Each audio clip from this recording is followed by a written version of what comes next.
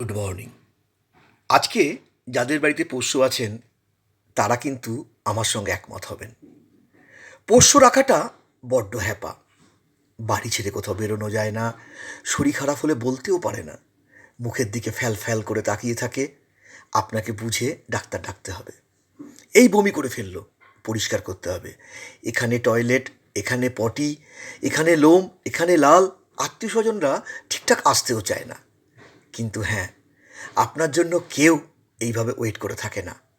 Office থেকে আসার পর এই যে নিঃস্বার্থ ভালোবাসা, কত কি বলার থাকে, কত কি বলি, একমাত্র বোধহয় মায়েরাই করে। ঠিক তাই, পোষ্য বাড়িতে রাখুন, আপনি মানসিক দিক থেকে অনেকটা ভালো থাকবেন। ওরা আর কিছু পারুক না পারুক, নিঃস্বার্থ ভালোবাসতে পারে। এরমভাবে বোধহয় আন্তরিক আর কেউ হয় না। যাই হোক, আজকের এই ভিডিওটা নিশ্চয়ই আপনাদের ভালো লাগবে।